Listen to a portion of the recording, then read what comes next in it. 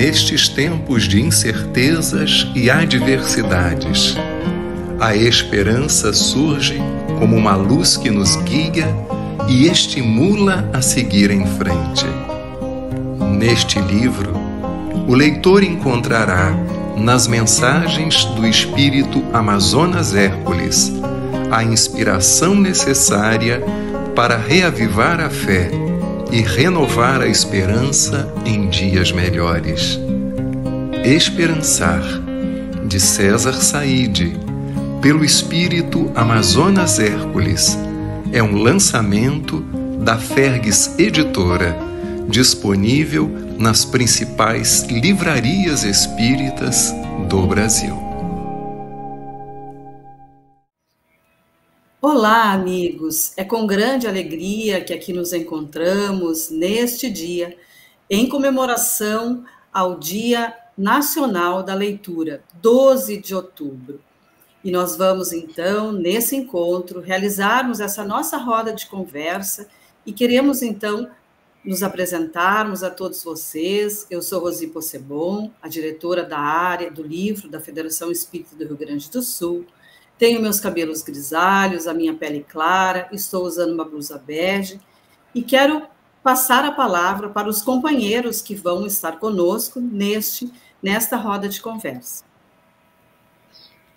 Olá, eu sou a Tereca, vice-diretora da área do livro da nossa federação. Tenho a pele clara, os cabelos escuros e uso óculos. Estou com uma blusa branca neste momento.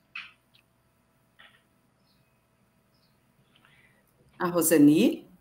Olá, amigas e amigos. Meu nome é Roseni Siqueira.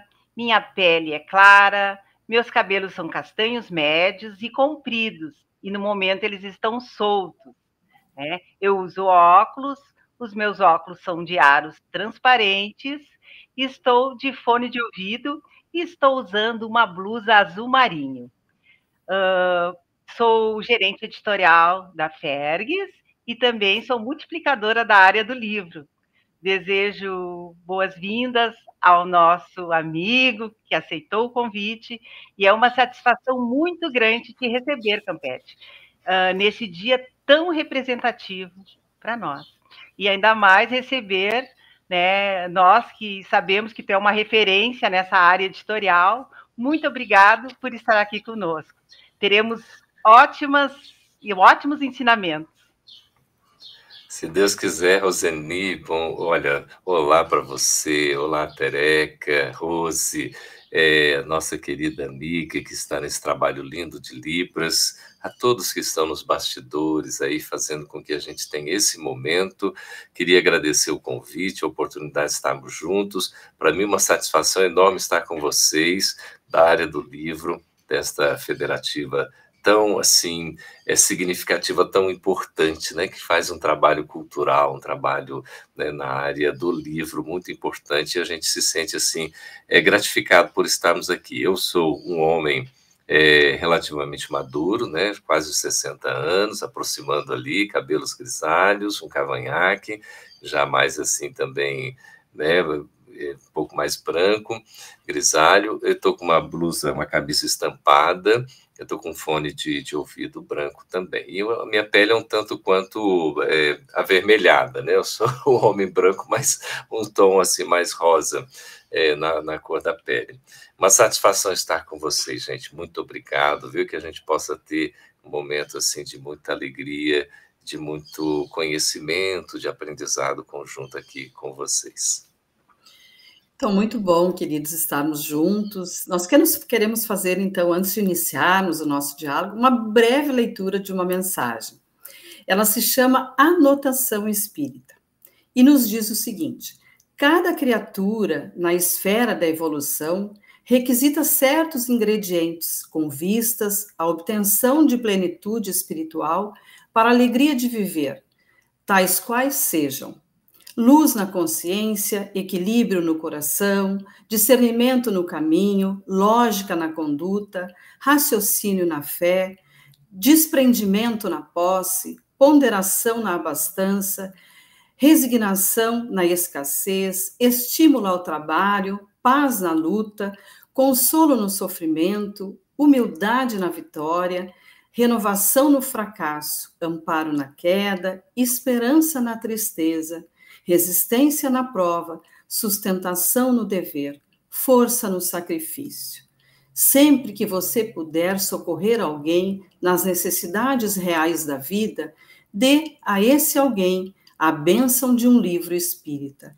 Essa mensagem foi psicografada pelo médium Francisco Cândido Xavier, pelo espírito Albino Teixeira, e está no livro Caminho Espírita. Então, amigos, antes de nós iniciarmos esse nosso diálogo, nós vamos pedir para o Cris rodar um vídeo para nós, então.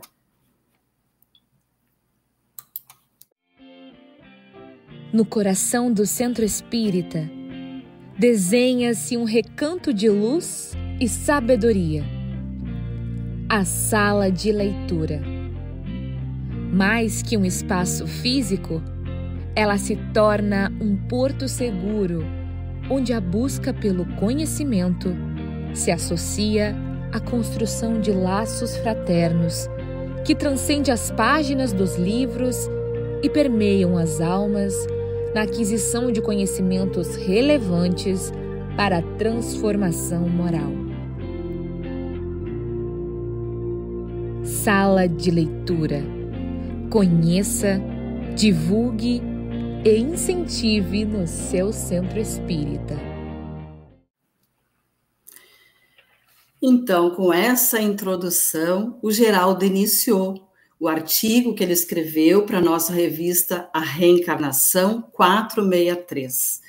E nós queremos, então, Geraldo, iniciarmos o nosso diálogo. Sabemos nós que é inegável para nós espíritas a importância do livro e da leitura, das leituras espíritas, como meios de ensinamento, trazendo-nos a palavra dos que transcenderam a morte e nos conectando com a espiritualidade superior. E nós gostaríamos, então, agora, Geraldo, que tu falássemos sobre a dimensão espiritual da sala de leitura no Centro Espírita. Olha, Rose, é tão importante a sala de leitura, é esse espaço riquíssimo de convivência entre os dois planos da vida. Além dos laços de fraternidade, de solidariedade que a gente estabelece com aqueles com quem a gente convive, né, no nosso relacionamento, na casa espírita, no centro, com quem a gente tem a oportunidade de conhecer, até de trabalhar juntos, nós temos esse contato com a espiritualidade amiga que nunca nos deixa. E, notadamente, num espaço desse sublime, um espaço cultural, um espaço rico em conhecimento e que nos traz, notadamente, na literatura espírita, seja ela mediúnica, seja ela, né, escrita aqui por trabalhadores encarnados, a gente verifica que a presença da espiritualidade é constante.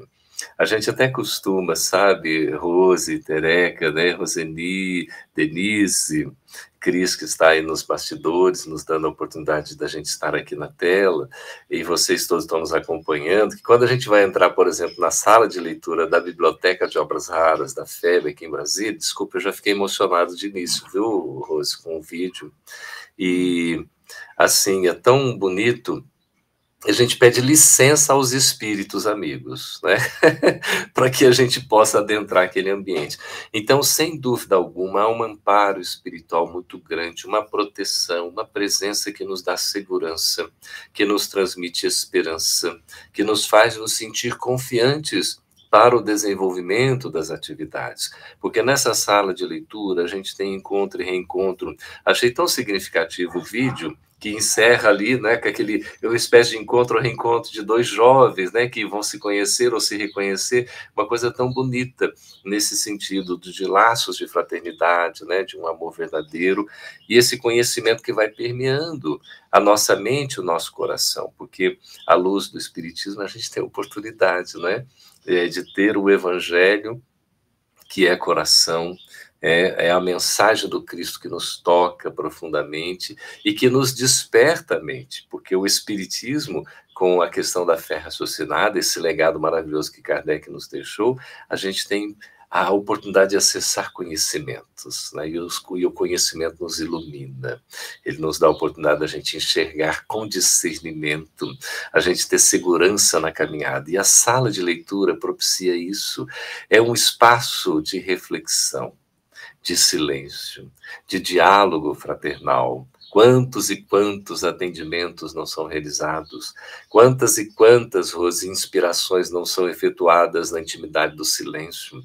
Que às vezes a gente está numa situação e você entra ali, nossa, eu estava assim, preciso de um instante, né? De um oásis. Eu me recolho no silêncio da prece, permeio ali, perlustrando, né? Algumas páginas de um livro que vai me trazer um consolo, um conforto, e vai me trazer uma mensagem que me esclareça. Eu me sinto muito bem, porque sem dúvida alguma um aparato espiritual ali está pronto para nos dar toda a assistência de que a gente, né, mereça e para a qual a gente possa se abrir em oportunidades belíssimas de nós podermos criar esse hábito de vivenciarmos uma sala de leitura, que a gente possa aproveitar esses espaços, se não diariamente, semanalmente, toda vez que a gente for à casa espírita, se houver esse espaço, e a gente pensa que exista um espaço de uma sala de leitura, de uma biblioteca, de uma livraria, que a gente possa ter esse recolhimento, é fundamental.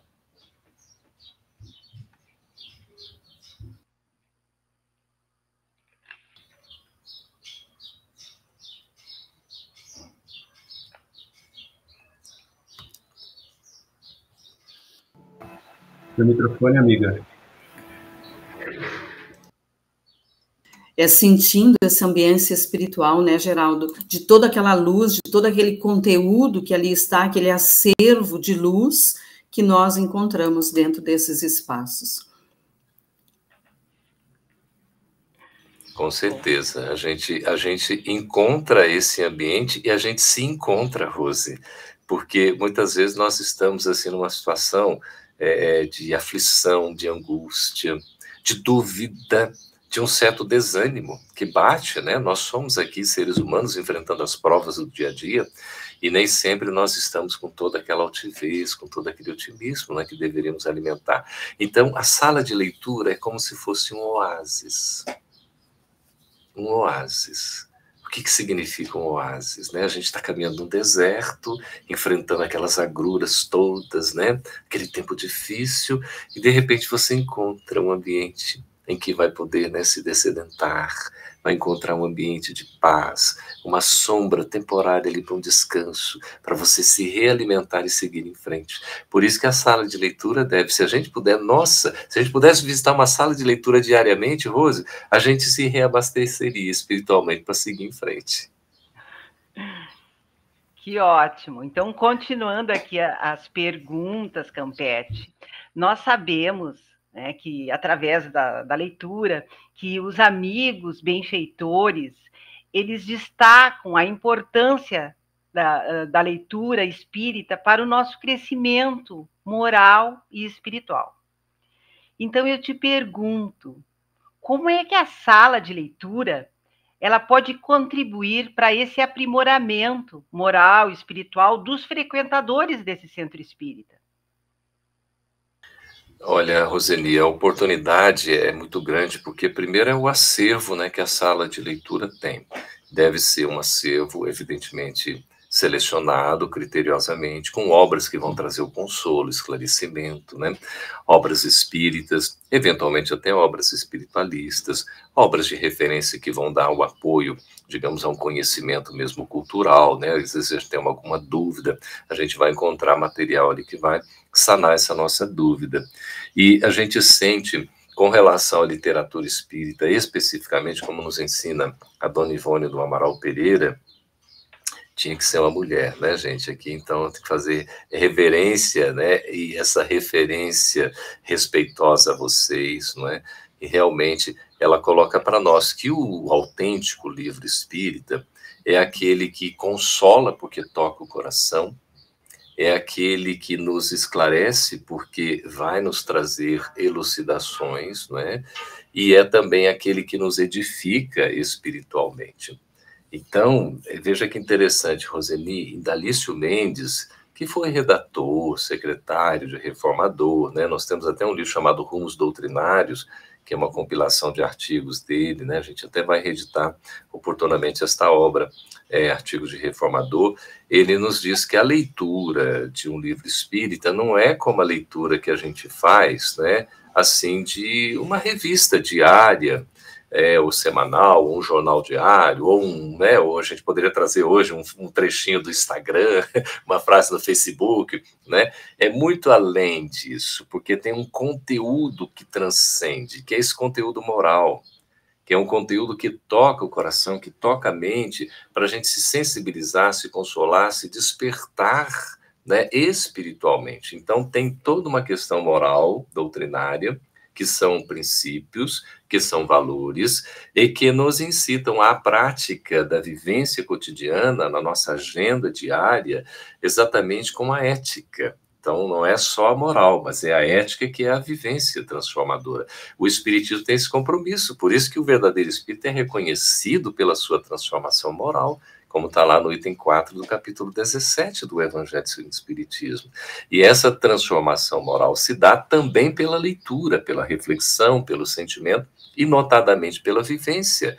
Isso a sala de leitura propicia, através, né, de uma leitura que não é rápida, de uma leitura que não é aquela apressada, que não é apenas o deleite literário que a gente tem na literatura.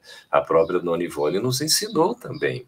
Quando ela recebeu Memórias de um Suicida, né, ali estava a biografia de Camilo Castelo Branco, né, que foi adotado. Ela pediu para que não fosse o nome verdadeiro, né, colocou-se então o pseudônimo Camilo Cândido Botelho, e lá estava ele contando a sua vida, a sua história, como, né, um literato português que já depois dos 60 anos acaba se suicidando e tal.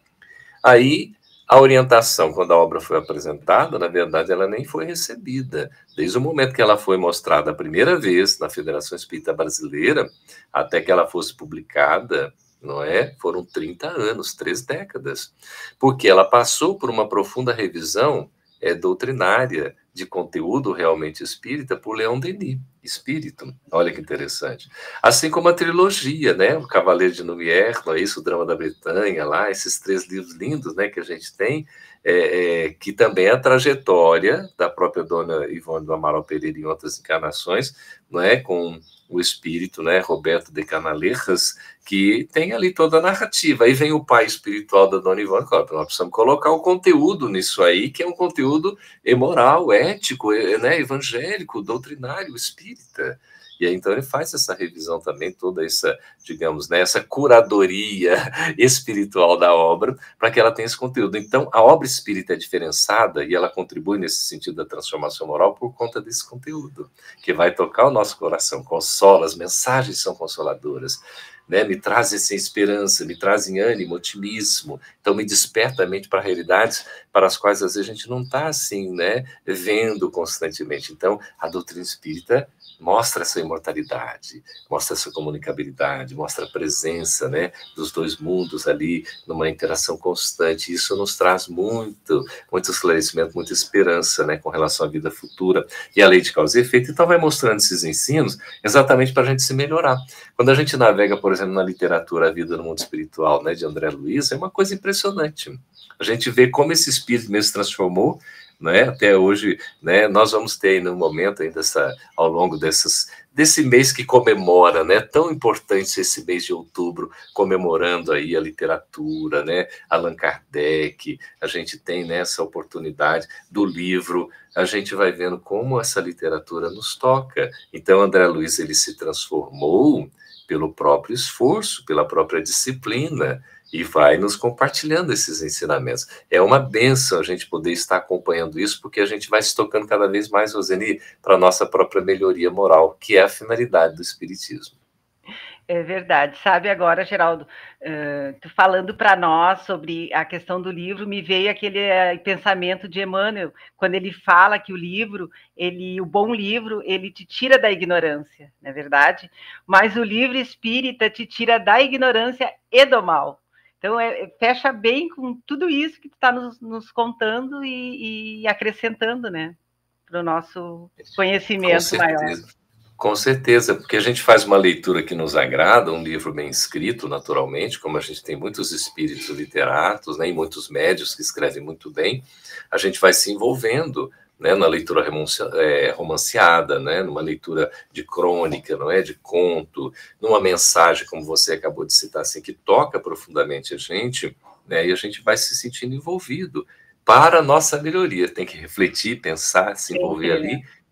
E isso sempre, trabalhar o sentimento para poder viver essa mensagem transformadora. É verdade. E agora eu passo para minha colega, para a Tereca. Muito bom, Geraldo. Você nos colocou sobre o aprimoramento moral, né, e espiritual dos frequentadores do Centro Espírita. Aprofundando um pouquinho mais, nós vamos adiante nessa questão. A pergunta é: de que forma o livro espírita deve auxiliar, primeiro, na divulgação da doutrina espírita e no estímulo ao estudo, pelo estudo contínuo pelos trabalhadores do Centro Espírita? Agora nós voltamos para dentro do centro, né? Então, inicialmente a questão da transformação moral, que é o foco do Espiritismo, né, como a gente vê lá no Prolegômenos, né, uma espécie assim de, digamos, de apresentação ou de prefácio, né, que é assinado pelos próprios espíritos autores de O Livro dos Espíritos, que o Espiritismo surge para promover, né, a regeneração social da humanidade. Então, uma transformação social, moral de toda a humanidade que passa necessariamente pela renovação e reforma íntima de cada um de nós, né? E aí está o objetivo mesmo. E o livro espírita, Tereca, é o principal instrumento para isso. Ele é o principal instrumento de veicular a mensagem espírita, que é a mensagem do Evangelho de Jesus, à luz do Espiritismo. Então, tirando da letra que mata o espírito que vivifica, não é? Da palavra que tem a sua simbologia, o seu conceito profundo, e do texto, muitas vezes emblemático, o seu contexto elucidativo, para a gente poder entender o antes, o durante e o depois. Isso faz toda a diferença. Então, o livro espírita, ele continua sendo o principal veículo de divulgação do Espiritismo, levando essa mensagem, né, mundo afora, não só no Brasil, mas também em outros países, e veiculando o conteúdo que é utilizado e transformado em diversas formas de comunicação nas diversas mídias, incluindo aí, não é, a arte através da poesia, da música, do teatro, do cinema, como a gente tem visto, né? E isso leva, tudo é feito com base, Tereca, no livro. O livro é que traz a base, ele que traz a mensagem principal. E você vê veiculando, né? Às vezes uma música que é composta com base numa mensagem, não é isso?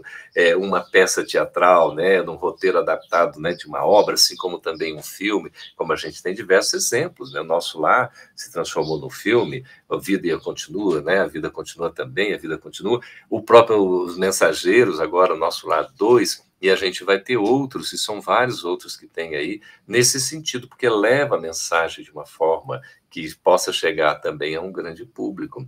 Então, de fato, o livro espírita é o principal veículo da, né, divulgação doutrinária.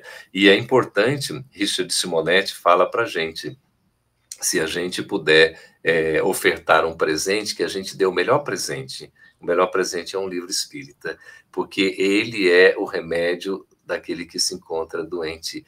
Ele é o ânimo do desanimado, né? Ele é o otimismo do pessimista. Então, ele vai trazendo para nós, assim, né, o livro espírita como aquele realmente instrumento que vai nos fazer, né, trazer aquela consciência, aquela alegria de viver e a gente seguir em frente. Para o trabalhador, o frequentador da casa espírita, né, Tere, que é a segunda parte aí da pergunta, é fundamental como estímulo ao próprio serviço. Porque muitos trabalhadores começam como frequentadores, como a gente foi, né? No nosso caso, a gente começa frequentando, e a pouco você está envolvido, né? Você começa a se envolver, uma responsabilidade aqui e acolá, e o estudo por meio do livro espírita, efetivamente, ele é transformador. E aí o estudo, ele pode ser individual, estava aprendendo isso com o Mano Campetti, né? O Mano Carlos Campetti. O estudo pode ser individual, faça a minha leitura, tem pessoas que preferem aquele estudo, né? Se dedica ali alguns minutos, algumas horas por dia, dependendo do tempo que tem, e vai fazendo essa leitura individual. Pode ser um estudo em família, que é fundamental, é diferente do evangelho no lar, né? O evangelho no lar não é propriamente para um estudo, mas a gente pode ter o momento do estudo em família. E, além disso, o estudo na casa espírita. Então, essa oportunidade aí, exatamente, Tereca, da gente estar estudando juntos. Como é gratificante a coletividade. Como soma nós estarmos reunidos, unidos em equipe, em estudo em grupo, para a gente poder aprender, porque a diversidade faz uma somatória, a riqueza é muito maior, os resultados são satisfatórios e a gente aprende muito. Por isso que Kardec recomendou exatamente que a seriedade, não é, de um estudo se dá pela continuidade. Por isso, na casa espírita, a gente tem a programação. E essa programação não é você vai uma vez nunca mais volta. Não, você vai numa semana, volta na outra semana, volta na outra. E vai depois vindo mais de uma vez na semana. É porque você está como trabalhador, né? Está ajudando ali. E essa é a maravilha. Tudo começando com um despertamento que a mensagem do livro espírita nos enseja. Com certeza, né, Geraldo? Nós vivenciamos isso que você fala nos nossos grupos de estudos. No estudo aprofundado da doutrina espírita, que é o caso de um grupo que eu coordeno, nós fazemos a pesquisa, vamos além na bibliografia, nas referências, e buscamos, inclusive, referências fora da literatura espírita, que isso é fundamental. Então, muito bom. Obrigada pela sua contribuição. Teré, que a gente vê a riqueza, a diversidade, né, da literatura espírita, é exatamente isso. Quando a gente vê a programação desses estudos, como você está falando, eles têm o roteiro, né, tem ali o tema, tem os objetivos, tem o conteúdo referencial. E aí faz a referência à fonte primária para que se possa buscar a leitura do texto integral. Isso é fundamental. E a literatura também dando aí, digamos, subsídios para o estudo, não necessariamente a literatura só espírita, como você bem falou. Você está buscando uma fonte que é uma informação científica, que vai trazer ali elementos para você poder estudar aquele assunto que está sendo objeto, né, de análise ali daquele momento do estudo em grupo. É muito valioso. A doutrina espírita, ela é um repositório, um manancial, é uma fonte de informações valiosíssimas que se transformam em conhecimento para a nossa mudança, para a nossa renovação, para a nossa ressignificação. Por isso a Boa Nova nos inova. E o Espiritismo, como nos fala Manuel Quintão, já espírito, na psicografia de Chico Xavier, o Consolador prometido é a onipresença de Jesus na Terra. Então, esse próprio Consolador que Jesus prometeu é a presença dele na Terra, em toda a Terra, a começar no coração e na mente de cada um de nós. Então, vamos continuar aqui com as nossas perguntas. Campete, nós já falamos dessa maravilha que é a sala de leitura, que nos traz assim, esse conforto, né, que está nos passando tudo isso. E a gente sente, né, nós que vivenciamos isso. Mas agora vamos falar um pouquinho sobre esse voluntário, esse colaborador que está frente a esse trabalho, né, na sala de leitura e também no posto de livro, porque é tão próximo. Nos fala um pouquinho mais assim, dessa importância dessas pessoas. Olha, o trabalho com o valor humano é fundamental. Uma coisa assim, viu, Roseni, Rose, Tereca, Denise, Cris, que eu aprendi na vida, para minha própria experiência, meu crescimento, que até hoje a gente está aprendendo, crescendo, eu sou ainda espírito bem inferior, mas duas coisas foram muito significativas. Trabalhar com projetos, porque tem um começo, meio e fim, e você faz as entregas, seja de produtos, de serviços, não é? E também trabalhar em equipe. O trabalho em equipe é fundamental, porque a gente tem a oportunidade de aprender com o outro, de desenvolver, né, um objetivo, de alcançar o objetivo, desenvolver as tarefas, tendo resultados muito mais qualitativos do que a gente fizesse só individualmente. Não tem a menor dúvida, porque a contribuição do outro é de uma riqueza valiosa que a gente às vezes não consegue estimar. E uma coisa interessantíssima, que é o princípio do holismo, né? Desse sistema de uma visão cognitiva mais ampla, exatamente da sabedoria, de que o resultado, a soma das partes é maior, muito maior, do que se fosse apenas, né, a soma das partes individualmente. Quando você pega o todo que resulta dessa soma, esse todo, ele é algo que não é meramente a soma das partes. Porque, além da soma das partes, o fato de se unir, de se interrelacionar, tem um resultado que é muito maior do que apenas você estar somando a competência de cada um. Por isso que o trabalho em equipe é fundamental. Então, o trabalho deve ser colaborativo, não competitivo. Não há competição entre a sala de leitura, entre a biblioteca, entre a livraria, entre o posto de um livro. Todos eles são importantes, são atividades complementares e têm os seus objetivos específicos que se alinham para o mesmo resultado, que é exatamente promover essa transformação do indivíduo, para melhor, renovação de valores, conquistas de virtude, superação de vícios, que a literatura espírita nos proporciona. Então, você pode ter, por exemplo, uma livraria em que o indivíduo que tem condições de adquirir, ele vai e compra. Aí você tem toda uma seleção também dos livros que vão compor o acervo dessa livraria, numa diversidade, de títulos, de autores, de estilos, não é isso? De tipologia documental, também de editoras que publicam, isso tudo faz parte dessa diversidade. Então você tem, a pessoa tem condições de adquirir, ela adquire na livraria sem nenhum problema. Ela não tem condições de adquirir eventualmente, ou não pretende adquirir, ela pode fazer um empréstimo do livro na biblioteca. Ou, às vezes, ela pode ir à própria sala de leitura para fazer ali a leitura em loco, naquele ambiente bem preparado, muito agradável e tal, que você pode ter na própria biblioteca uma sala de leitura. Às vezes você não tem uma biblioteca, mas tem uma sala de leitura, depende da estrutura, Na sala de leitura, geralmente, é o espaço que você faz a leitura em loco, Você não leva necessariamente a obra emprestada. Isso seria um serviço mais da biblioteca, que pode estar integrada, a sala de leitura à biblioteca. E o posto também de livros, como você falou, às vezes é um ponto de vendas ali, de colocar o livro à disposição. No caso do colaborador, primeiro, você tem dois aspectos aí.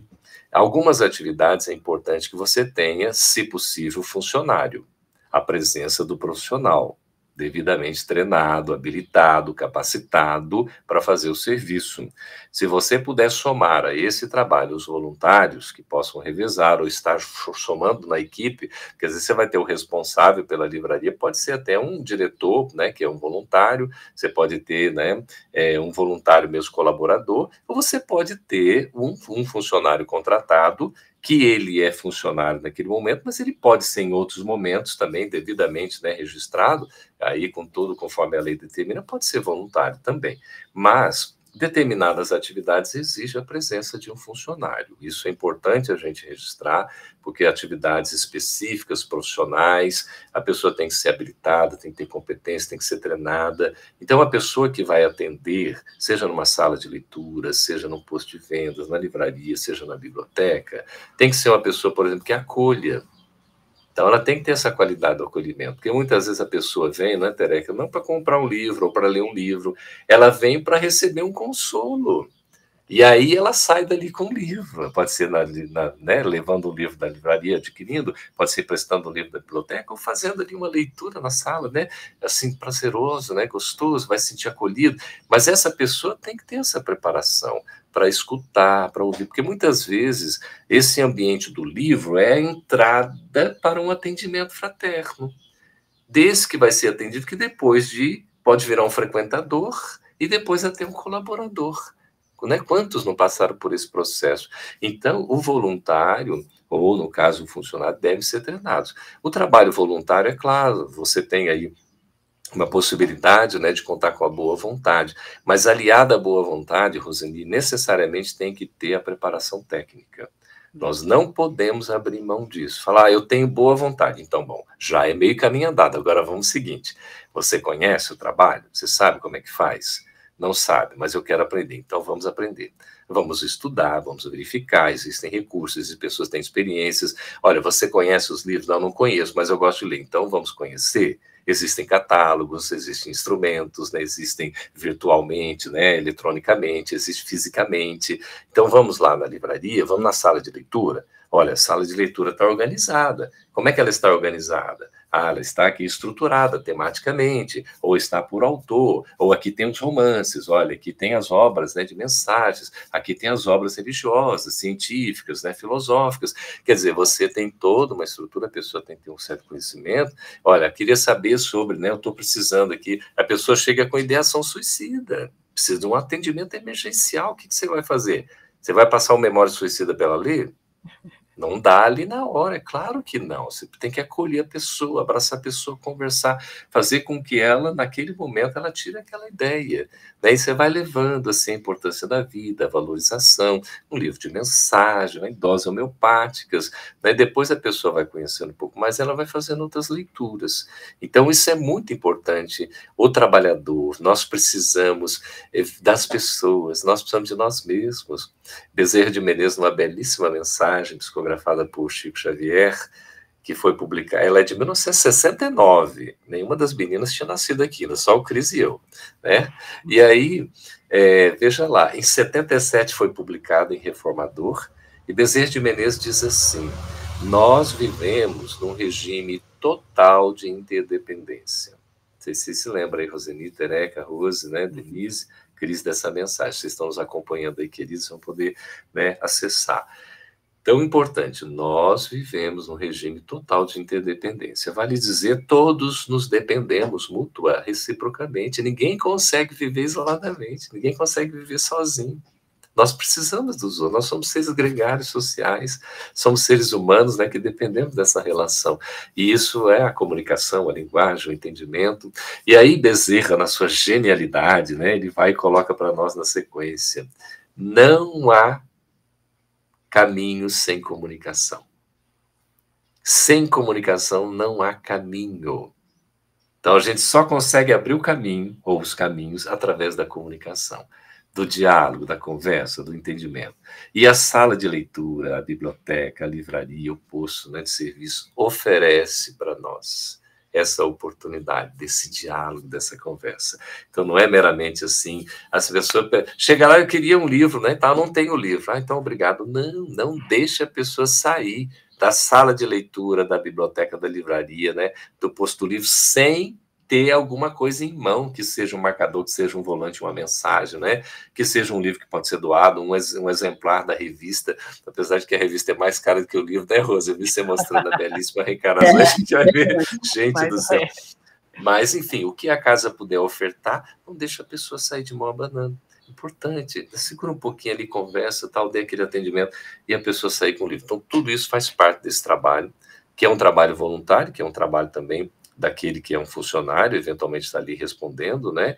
E é importante isso. Até conversávamos ainda esta semana, que a gente está aqui trazendo, né, no fecho dessa semana, praticamente, em comemoração, né, dia da leitura e tudo, como é maravilhoso o livro, uma pessoa muito querida trazia essa informação. Olha, se a gente não puder abrir a livraria com os funcionários, por conta aí da legislação e tal, a gente abre com voluntários. Eu falei, sim, mas a gente precisa treinar os voluntários, tem todo um processo que não é tão simples, e tem toda uma responsabilidade, né, porque você vai trabalhar com o sistema, né, você vai acessar informações, tem a questão de pagamento, então tem tudo assim, que são questões delicadas, você tem que estar sabendo, então tem que ter essa responsabilidade, e sempre, viu, Rosane, para fechar, o trabalho tem os voluntários que estão ali, mas existe uma supervisão. Todo trabalho sério precisa dessa supervisão. Tem que estar sob a coordenação, né, de uma diretoria, né, de uma vice-presidência, de uma presidência, enfim, ou de um colaborador que tenha, né, aquela possibilidade de atender ao que for preciso, porque ele tem a responsabilidade. Não deixar, às vezes, o trabalho, né, ali, às vezes a pessoa não tem ainda maturidade e ela precisa de orientação. Então, o trabalho tem toda uma organização para poder facilitar, inclusive, dar segurança àqueles voluntários que vão estar igualmente se dedicando, né, ao serviço a ser realizado. Sabe, Campete, isso assim fortalece muito o que nós conversamos, o que nós estudamos na nossa área do livro, dessa qualificação, a importância. Não é qualquer pessoa que possa estar ali. Tem que ter o treinamento, tem que ter muita conversa, o responsável pela área tem que ter aquele olhar atento, né, àquela pessoa, porque realmente é como tu falastes, é a porta, né, o livro abre essa porta, né, para o indivíduo, para o ser. Então, é muito bom te escutar, assim, ó, muitas estrelinhas nesse momento. Obrigado, Capete. Eu queria ler uma frase que o Geraldo colocou ali no artigo da revista, quando ele fala dos voluntários. Ele coloca assim, ó, são guardiões do conhecimento e emissários do amor fraterno. Que lindo. E é bem isso, né, Geraldo, que tu colocou, né? As pessoas que buscam o centro espírita, às vezes, no primeira vez que ela entra no centro espírita, às vezes ela se direciona lá para a sala de leitura, né? Vai conhecendo a dimensão física da casa e adentra esses espaços, né? E o quanto esse voluntário, esse trabalhador ou funcionário que vai estar ali precisa estar preparado para esse acolhimento também, para esse consolo, né? Porque às vezes a ansiedade das pessoas, o sofrimento íntimo, às vezes que ela se encontra, ela começa a desabafar, às vezes, ali nesses espaços, né? Muito bom, é muito reflexivo, assim, importante essas questões que nós estamos abordando aqui, da preparação dos nossos trabalhadores, né? Exato. E esse acolhimento, né, Rose, é fundamental, um ambiente bem preparado. Se a gente puder ter uma música, né, que fica ali de ambiente, aquela música calma, e às vezes a pessoa chega atribulada, angustiada, aflita, só dela entrar no ambiente, ela já vai se sentindo assim um pouco mais, né, asserenada, apacentada. Isso vai facilitando o trabalho. E a pessoa recebe com carinho, com amor, com esse acolhimento, né, fraternal, solidário, para ela sentir que ela tem o amparo, que ela está protegida. E aí, como assim, uma mensagem, né, uma pílulazinha, né, um dropzinho ali que você lê uma frase, a pessoa vai sentindo e vai conversando, né, sem encher a pessoa de muita informação, porque o que toca mais é o coração. Inicialmente é o coração, depois aquilo, né?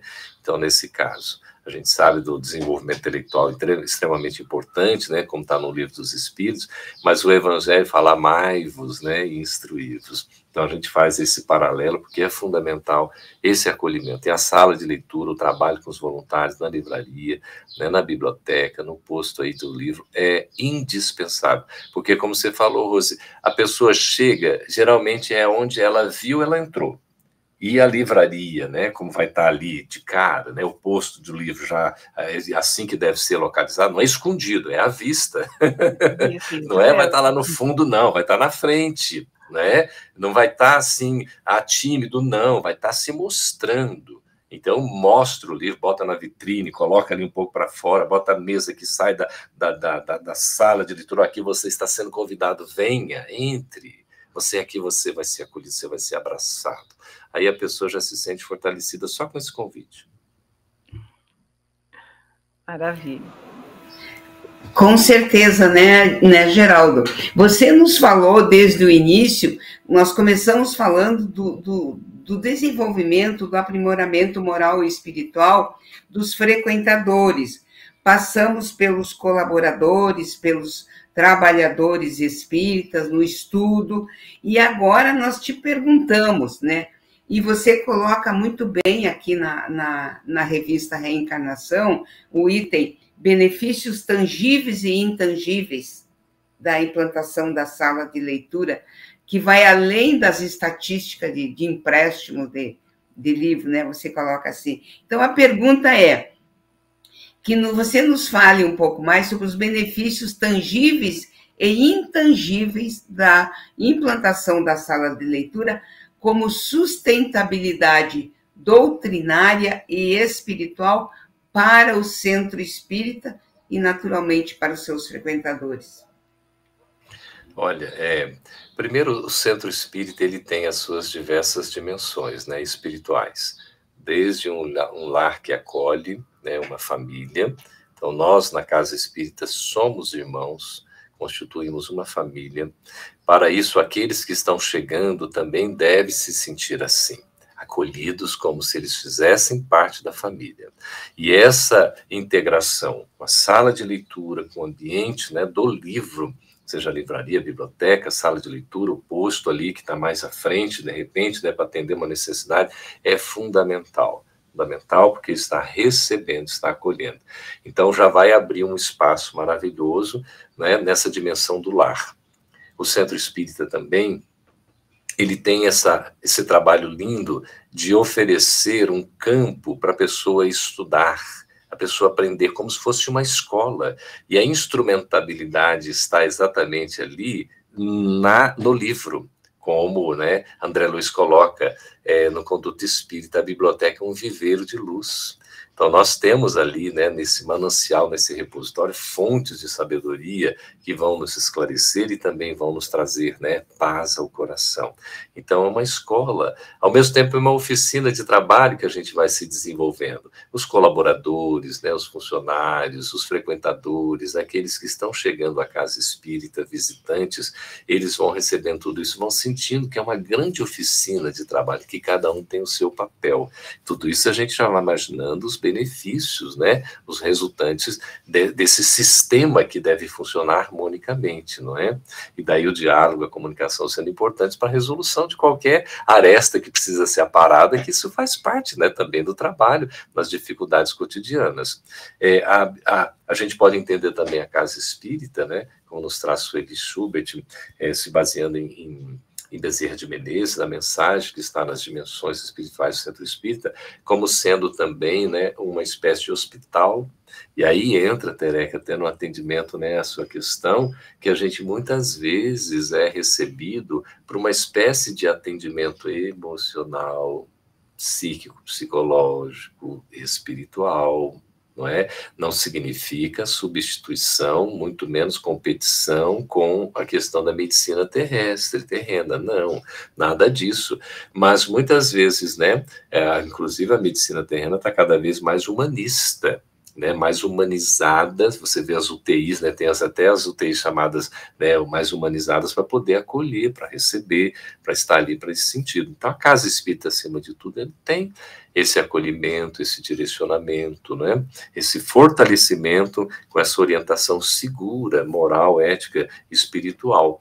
E aí, certamente, esse templo que vai permitir a conexão com a espiritualidade, a grande diferença, reconhecendo o valor da prece, da oração, né, do fluido, do magnetismo, da vontade, do pensamento, para poder fazer com que tudo caminhe em harmonia. Às vezes a pessoa chega numa situação difícil e ela sai mais tranquilizada, né, mais calma, ela chega perturbada e sai orientada, né, ou pelo menos encontra forças para poder dar seguimento à sua vida. Então, essa sintonia, esse sincronismo entre os dois planos da vida, eles acontecem notadamente nesses ambientes da casa espírita que são favoráveis. Toda a casa espírita já é favorável a isso, desde quando se adentra. Mas alguns ambientes eles são mais específicos, por conta até do seu próprio acervo, do seu conteúdo.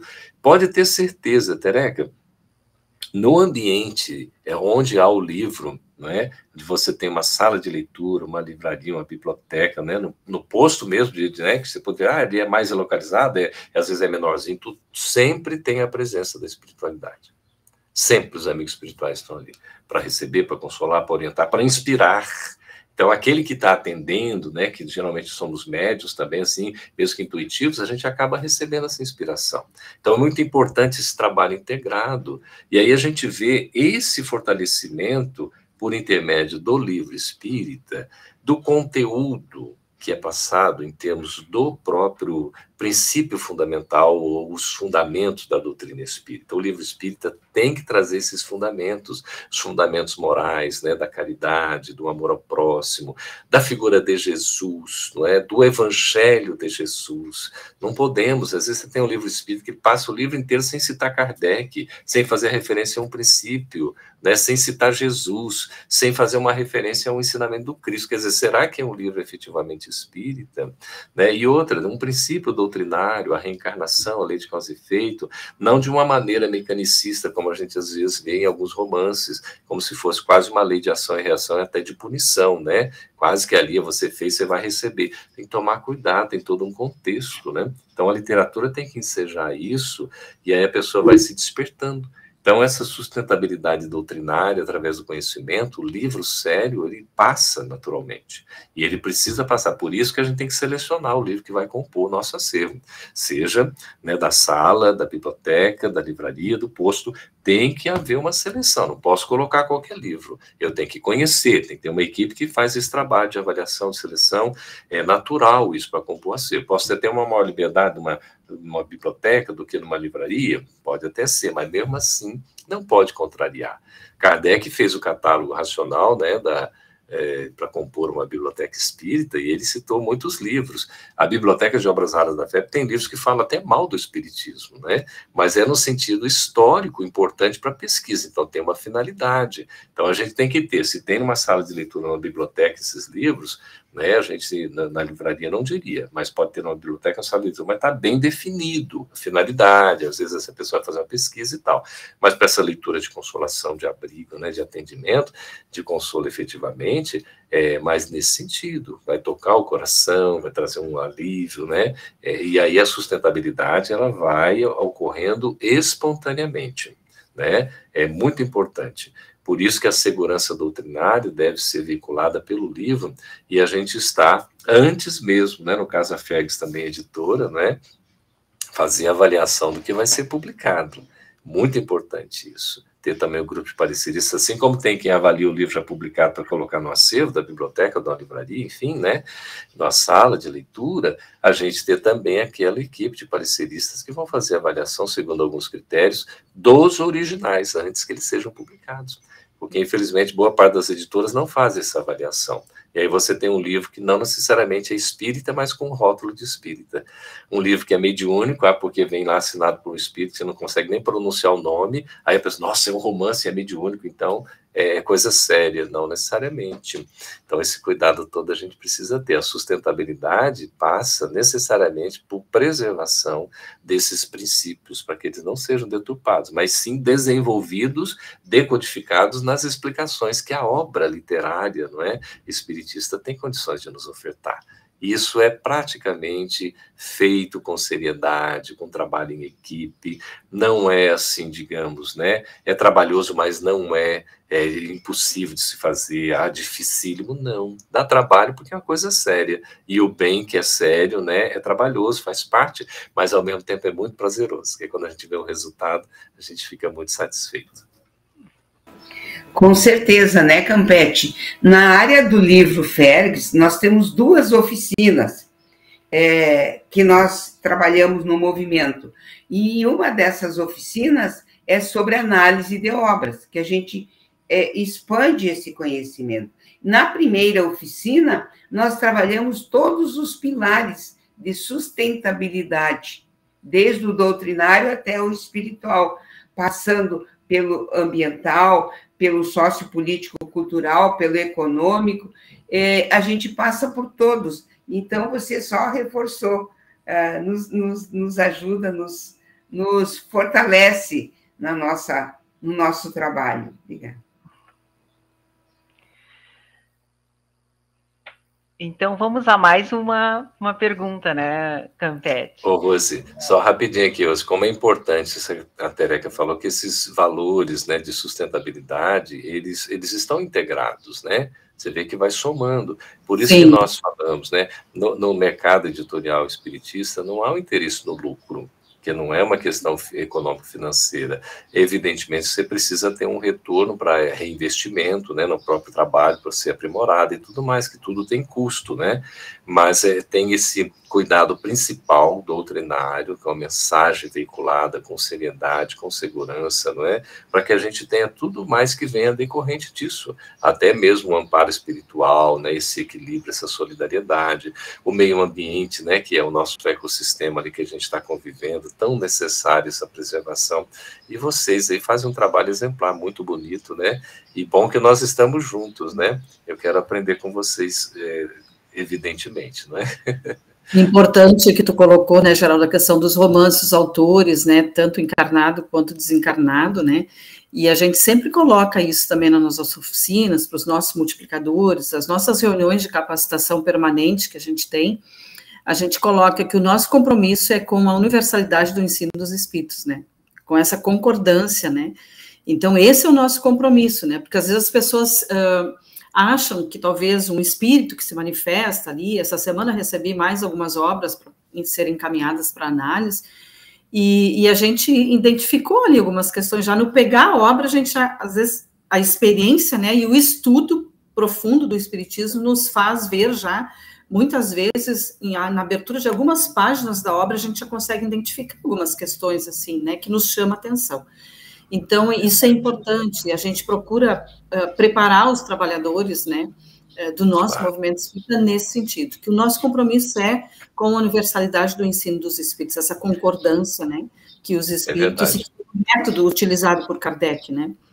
É fundamental, né, Rosi? A gente verifica que às vezes poderia dizer, mas o leitor não tem a liberdade de fazer escolhas? Sim, ninguém pode tolher a liberdade a ninguém, mas nem todo leitor está preparado, porque às vezes ele não conhece. Olha, eu não li nada espírita ainda, o que você me recomenda? Então, se você começa a leitura, às vezes você começa por um romance, aquela coisa toda, que pode até ter uma contradição, outra a pessoa pode até despertar, porque não sabe, beleza. Tem a sua importância? Tem. E a gente não pode ignorar de tudo, de maneira alguma, que o bibliotecário e matemático indiano, Ranganatham, ele criou as 5 leis da biblioteconomia, né? E ele coloca assim, a primeira lei diz assim, os livros são para serem lidos. Parece uma coisa óbvia, mas não é um livro para ficar parado na estante, seja, né, numa sala de leitura, uma biblioteca, uma livraria, é para ser veiculado, é para ser, né, movimentado e tal. Outra coisa que ele diz assim, a cada livro o seu leitor. A terceira lei, a cada leitor o seu livro. Isso é tão interessante, tão profundo, não é? Que você vê a cada livro o seu leitor e a cada leitor o seu livro. Então dá a impressão de que o livro escolhe o leitor e de que o leitor escolhe o livro. O leitor dialoga com o livro e o livro, pelo seu autor, ou seus autores dialogam, né, com o leitor. Isso é extremamente importante. Daí a variedade, ela é fundamental, de formatos, de tipologias, né, de estilos, né, de autoria. Isso é muito bacana. E aí ele diz assim, poupe o tempo do leitor. Olha que bacana. Então, a organizá-la de leitura faz isso, né, de uma biblioteca, de uma livraria, poupa o tempo do leitor. Importante. E as leituras objetivas, claro que você pode ter um estudo, um clássico, uma leitura, né, mais assim, de um repertório, de pesquisa, obra de referência, um calhamaço, né, aquela leitura mais densa, tudo bem. Mas você tem uma organização que facilite o acesso à informação. Por isso, a criação, né, de elementos, de pontos de acesso nas obras é fundamental, como um índice, né, além do sumário. O sumário é o cartão de visita, né, o índice é aquele ponto de acesso, né, à informação mais detalhada, seja um assunto, a um nome, né, um local, enfim, a uma data, essas coisas são importantes. E, finalmente, ele diz que a biblioteca é um organismo em constante crescimento, se referindo aqui à biblioteca, a unidade de informação, né, que hoje a gente pode trazer assim, pode ser uma sala de leitura, uma livraria, né, posto de venda, enfim, e pode ser até, né, uma editora. Então, é uma unidade em constante crescimento, sempre está se desenvolvendo. Por isso, essa dinamicidade. E aí a gente vai ter uma diversidade, inevitavelmente. Não há como coibir, proibir, não há que criar um índice proibitório, nada disso. Mas se nós pudermos fazer essa seleção antes, como editores, né, facilita, o leitor vai ter mais segurança, senão depois tem que ser feita isso após a publicação da obra, como acontece, infelizmente, ou felizmente, enfim, na maioria dos casos. A gente tem que trabalhar com essa diversidade, mas o critério é fundamental. E uma coisa é séria, como nos fala, não é? André Luiz, né, conjugado assim sempre com o Emmanuel ali, que o bem sempre vence. Né? O mal não merece comentário em tempo algum. Né? E o bem, como fala Emmanuel, né, que a gente faz em algum lugar, vai ser o nosso advogado em toda parte. Então, o livro espírita é esse bem que a gente leva onde a gente for, onde nós estivermos, não é? Seja em que formato for, físico, eletrônico, de bolso, né, um calhamaço, enfim, né, o livro digital, para a gente poder fazer essa leitura que vai realmente retratar e vai representar, materializando o bem nas nossas próprias ações. Isso é o fundamental. Então, selecionar faz parte do processo, não tem, assim, uma crítica destrutiva, trabalho não é para proibir, mas é para dar uma segurança informacional. E nós temos, né, na Casa Federativa, no Centro Espírita, o dever de fazer esse trabalho. Então, estamos aqui, né, meninas, maravilhadas. Acho que cai muito bem. Eu estou me sentindo como a gente estivesse nas nossas reuniões, Rosi, conversando a respeito, né? Muito bom mesmo. Mas a gente sabe, Campete, que a internet, nós não podemos mais viver sem a internet. Né? A gente sabe disso, da importância disso na nossa caminhada, a nossa evolução. Mas agora também tem a inteligência artificial, e que o leitor aqui, ele fragmenta muitos pedaços de livros, né? Muitas vezes assistem uma palestra e já acham que leram um livro. Então, sempre tem essa questão. E me perguntam muito para mim, com certeza para a Rosi, para a Tereca e para muitos, o seguinte: será que existe a possibilidade do abandono da leitura do livro, no livro físico? Será que vai ter esse abandono? Vamos ver qual é a tua opinião a respeito. Olha, Rose, eu vou declarar aqui um pouquinho da minha idade, né, que eu já falei no início. Eu concluí o mestrado em Ciência da Informação no ano de 2000. Então, já aí, né, quase 25 anos, né, 24 anos. Em 2000 estava concluindo. E a tese que a gente desenvolvia, né, no trabalho de dissertação, era exatamente sobre a questão do acesso à informação, a normalização técnica e o acesso à informação. Usamos como pano de fundo, né, a matéria eleitoral e partidária, que é o nosso objeto de trabalho, né, profissionalmente no campo da biblioteconomia e da ciência da informação. Mas era isso, verificar os pontos de acesso, a normalização da obra, se ela facilitaria ou não, né, a leitura, o acesso às informações contidas ali.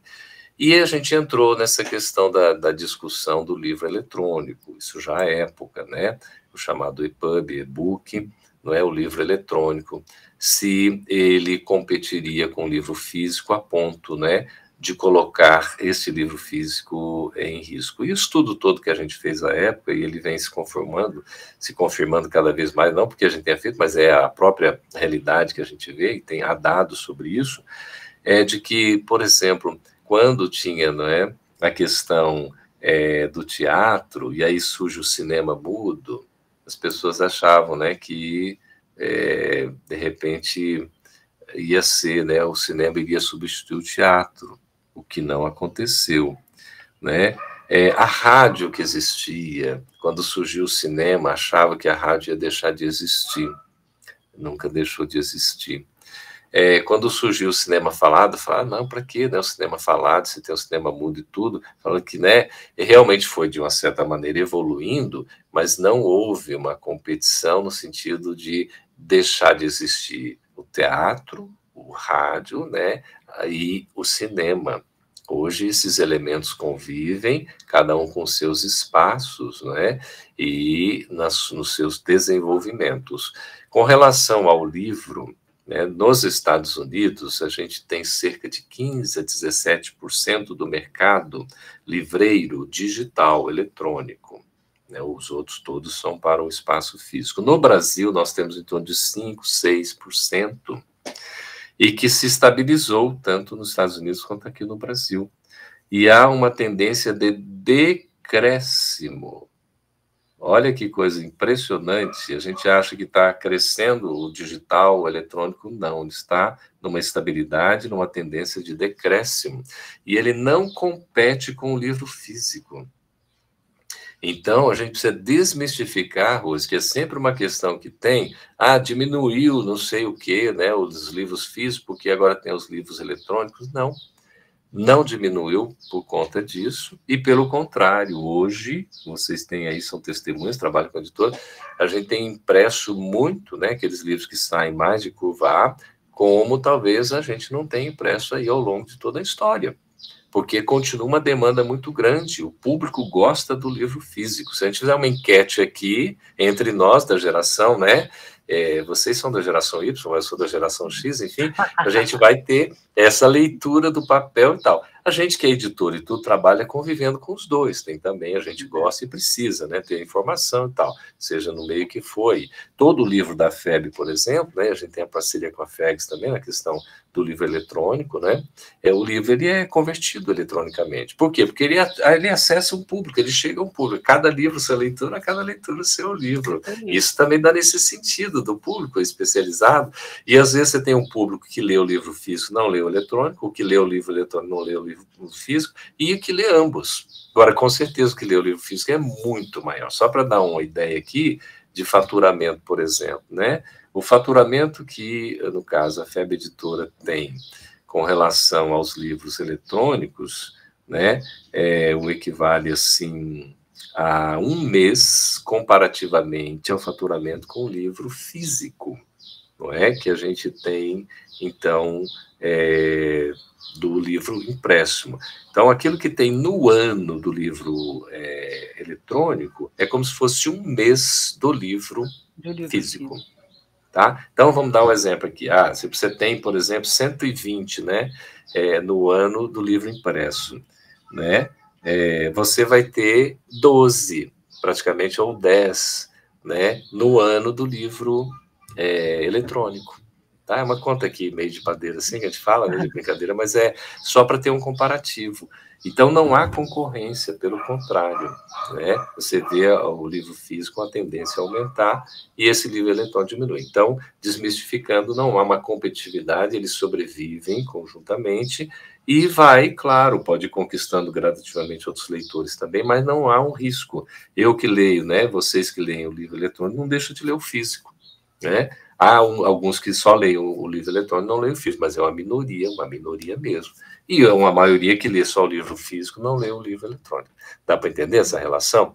Então, são convivências que devem existir harmonicamente. E a tecnologia, Roseni, assim, são importantíssimos para que a gente utilize esses recursos para fazer o trabalho de uma forma o mais competente possível, o mais qualitativamente possível, utilizando os recursos, inclusive de inteligência artificial.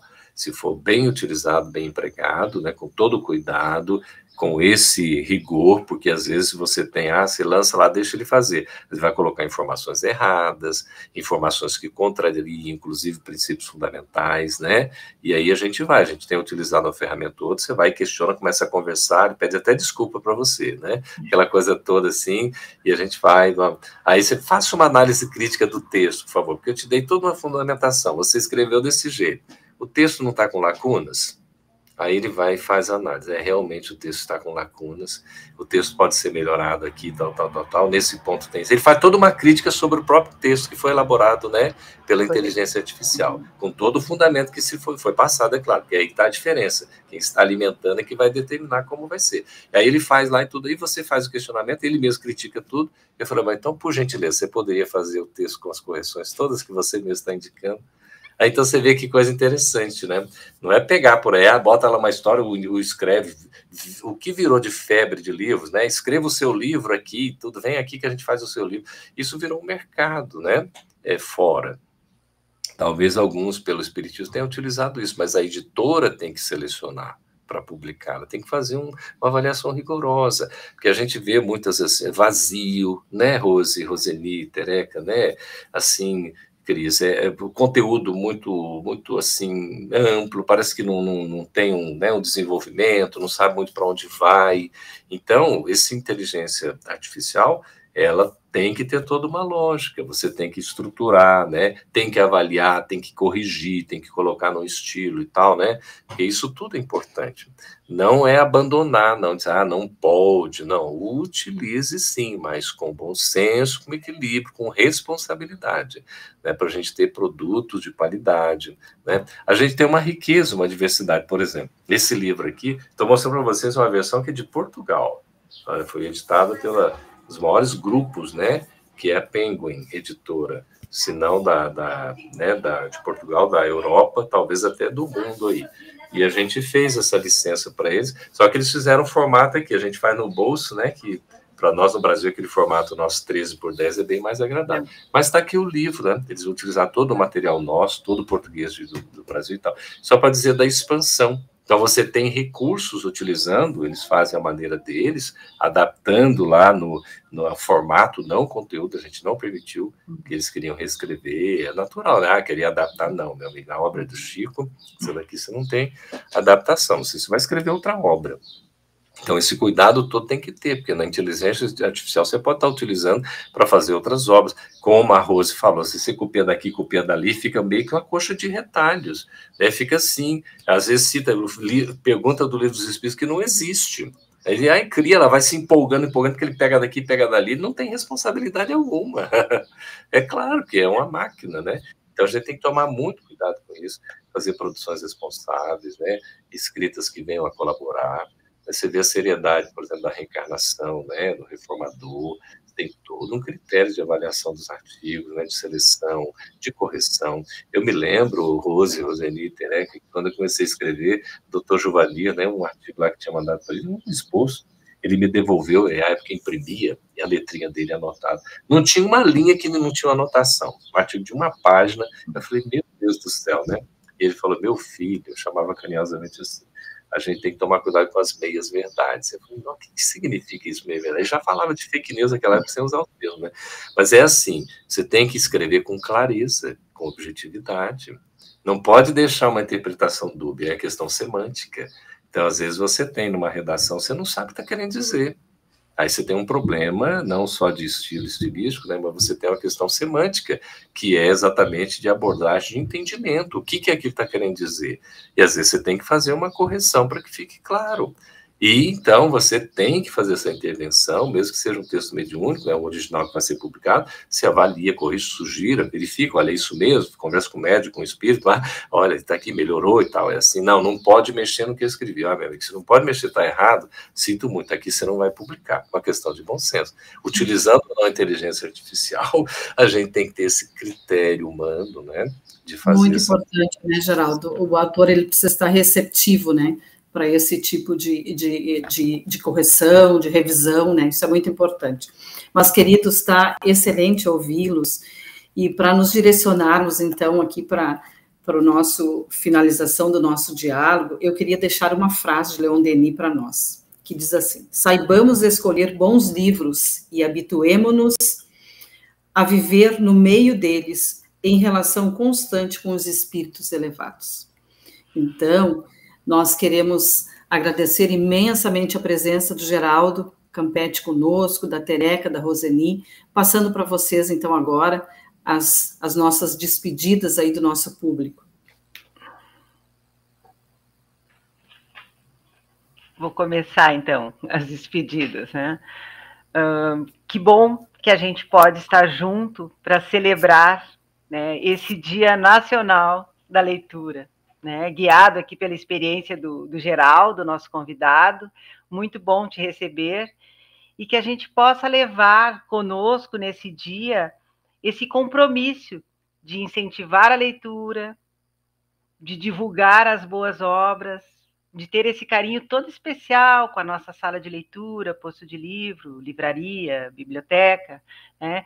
Que esse é nosso caminho, a gente é através do livro, da boa divulgação, que a gente vai transformar, né, o mundo.